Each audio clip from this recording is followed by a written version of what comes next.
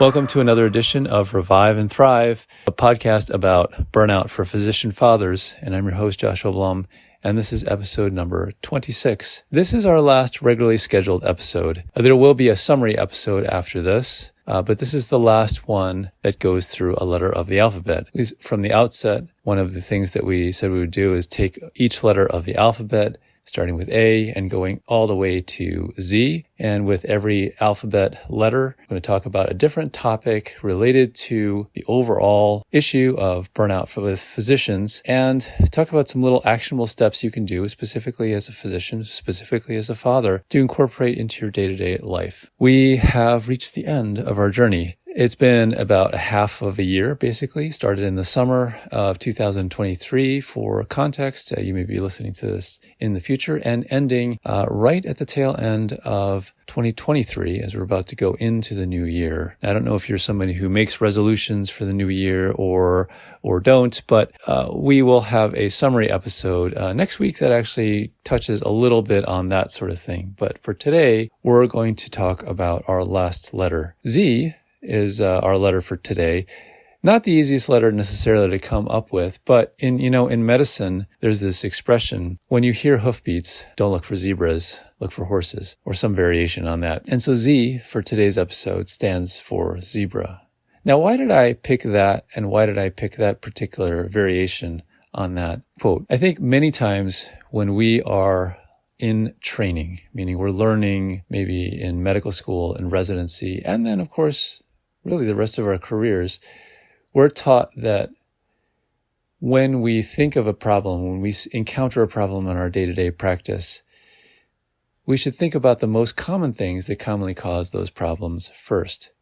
And we have whole algorithms in certain fields of medicine that attempt to do just that. Let's think about the thing that has the most commonality. Let's think about the thing that happens the most often. Let's think about the thing that has the most evidence and think about that first. And that's a generally good way to practice. However, there comes a time when every rule needs to be broken. And what ends up happening sometimes, and you may have even fallen into this yourself, is that we get so stuck on, well, this is what other people have done, and this is what is the typical progression of things, that we forget that the human body is very complex. There's no one that has really cornered the market 100% on it. We all have a body. We all have been in those situations where we have prescribed something, a medication, some other kind of treatment, and it does not go as planned. And the patient has an unintended outcome because they were a little bit different than somebody else. We're all a little bit different. And so the ways that we respond to treatments that may work for a large percentage of the population is not a guarantee. There's always somebody who will respond a slightly different way. And it's helpful to remember that. And sometimes when we get stuck in a very algorithmic way of thinking, first A, then B, and we forget that sometimes first A, there could be a C, there could be a D, there could be an E. Sometimes. It's a rare thing, but every now and then it does happen. That's why we make a differential diagnosis. Now, not everybody is necessarily trained that way. I don't know if that still is the default in medical training. I suspect it is, but not everybody is necessarily trained to think that way. I think one of the things that we bring to the table when we look at physicians, because there's many other healthcare professionals in this arena, and they each have something to contribute. But when we look at what physicians typically contribute, we have the length and breadth of our training. It's pretty long. I don't think you'll find a physician out there who will say it is short, although most of us, I think, will say that it could be, in fact, longer. And, my training was, there's obviously the 4 years of medical school, but then I did 4 years of adult psychiatry, 2 years of child fellowship. So that's 6 years. I think it could have been extended another couple of years, and it still wouldn't have covered all the things that I have needed to know and have encountered afterwards and have had to learn on my own. Obviously, it's a lifelong journey. The point being is that we bring a more holistic view, I think, because we're trained to see things from a 50-foot, 360,000 view. And sometimes when we get stuck in the weeds, when we get stuck in a very specific way of thinking about things, we forget that there's variation, and then there's difference, and there's exceptions to those rules. And there's sometimes when you need to break rules. Why did I bring this up today on our last episode? Well, when we think about what happens with burnout, we started off this podcast by talking about the overall idea of physician burnout, this rat race of feeling like you're doing a lot but getting nowhere, this trapped kind of feeling. One of the ways that we can get out of it, and a way that we already have the tools for, is actually the very thing that got us into this. As I mentioned before on this particular podcast, you can do as many yoga classes as you want. You can take as many vacations as you want. You can do other things to make your overall experience outside of work and the periphery of work better. And that will make a difference. I'm not saying it's not. But until you make the actual work part better, there has to be that core part that is better. The burnout will not go away. And one of the things I think that often happens is we reach a crisis point, and we'll talk more about this probably next week. We reach a crisis point where we don't know what else to do. We've gotten to the point where we don't want to go any further. We've hit a wall. The natural instinct, of course, would be to give up. But another way of looking at it is that that's a point where something needs to change. We need to shift. We need to go around the wall in some way. We need to find a way to break the wall down. And that is the point where we start to actually make some progress. When it comes to the topic of zebras, I brought this up specifically because when we think about things that are unusual, we're adopting a more flexible, open-minded way of thinking. And it's very easy to get locked into that algorithmic first A, then B kind of thinking, because most of the time that actually works. Most of the time that's sensible. Most of the time that's following the evidence. But the thing is, most of the time is not all the time. Every now and then there's these quote-unquote difficult patients. Now, no one wants to be a difficult patient. However, they do exist. And as we mentioned before in previous episodes, sometimes the ones that are most challenging are the most time-consuming.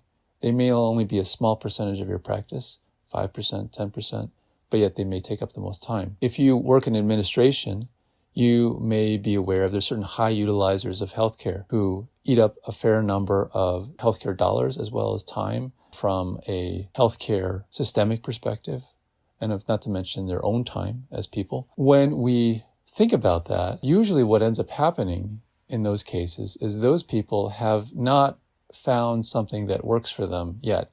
And they're looking for the only thing they know how to do, which is to look to people that are willing to help. Sometimes the people that are willing to help don't necessarily always have the tools to do so, and they try. But what happens when that doesn't work? I think we've all been there. I think we've all been in those cases where we don't know what else to do, and we need to either refer to somebody else, or we have this inclination to shut down and find a way to schedule around that visit, reschedule it, miss it, whatever, and be happy when the patient no-shows and so forth, because you don't want to deal with that challenge. So I bring this up because the point of all this is really that flexible thinking part.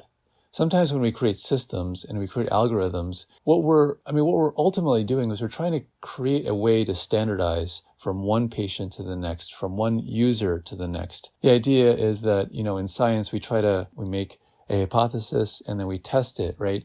And the idea is it should be reproducible from one person to the next. If it's not, then there was something specific about what you did there that maybe is responsible for the outcome you got. If someone else can't reproduce it, it may be something specific about what you did that you haven't recognized yet. That's the science that we're typically taught. What we're really looking for is a way to streamline things, so we don't have to think as much. And in a very busy practice where we just need to go from initial thought to response, or where we're trying to train other people who don't necessarily have the training, who don't have the logic behind it. If B, then A. They don't have that yet. They just need to kind of learn the algorithmic way of doing things. And that's, to be honest, that's often how we learn too, right? We went through this apprenticeship and we learned if this, then this.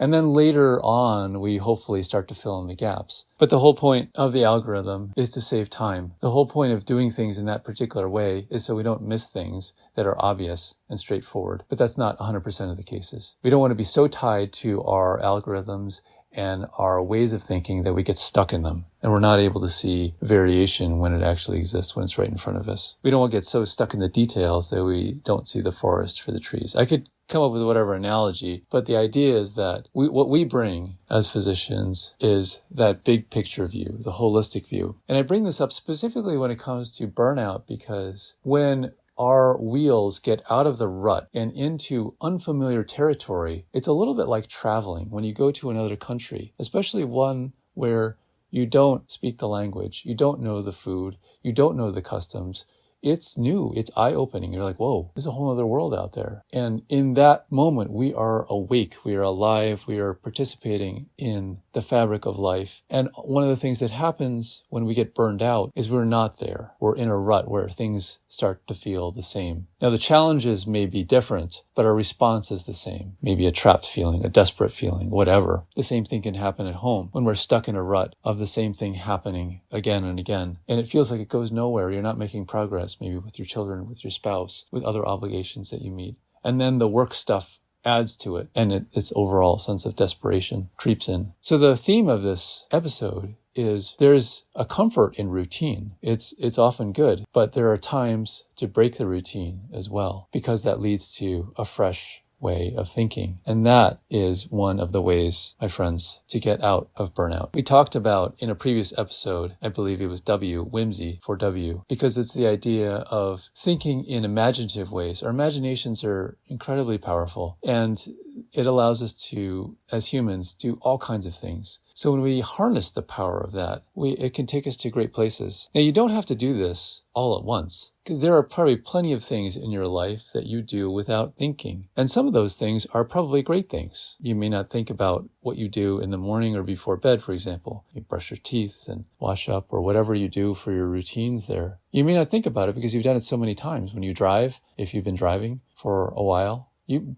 may not think about all the steps that you had to go through when you initially learned. At this point, taking a history, doing a physical exam, those you may not even think about what you're doing because you've done them so many times. However, there was a time when you weren't able to do that, where you had to do it step by step. You had to write everything down, and you couldn't remember the order in which you did things and all that kind of stuff like that. One of the things that I remember in medical school, and this irked me at the time, and maybe to some degree it still does a little bit, although I understand why it does now, is I remember attendings would get very frustrated when medical students would not present things in a certain order. You know, we have the HPI and review systems, or sometimes that would come later, past medical history, whatever, all that kind of stuff. Like, they wanted things in a very specific order. And now, not every attending wanted it in the same order, but that in their mind, they wanted in a certain order because that helped them to organize things as they were listening to a presentation. And I remember being irked at it at the time. It's like, why can't, okay, yeah, the information is going to all be there, but why does it have to be in that order? Because that's the way they were used to seeing it. That's the way they were used to hearing it. If it wasn't in that order, it threw them for a loop. We all have these little things in life.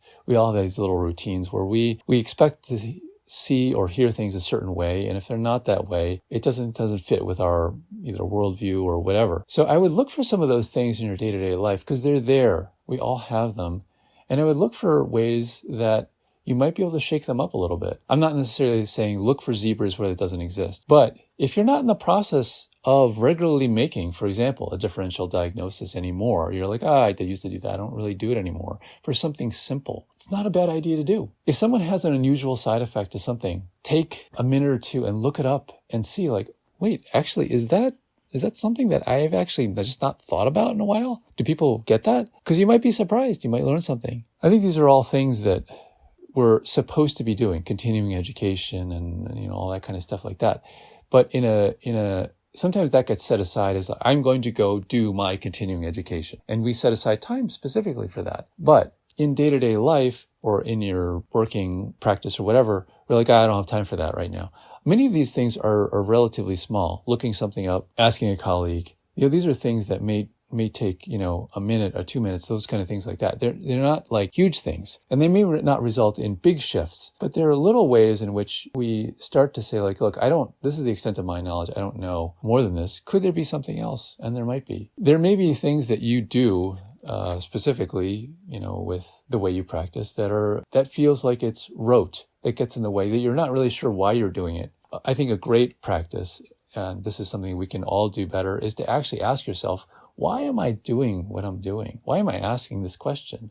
What am I really looking to get out of this? Why am I ordering these labs? If I don't actually want to use that information for something, why am I doing that? Why am I ordering this particular medicine for this person if I know that they may not necessarily be able to take it? Is it just to have something to do? When we start questioning those things and realizing that actually, who's the doctor here? You or the patient?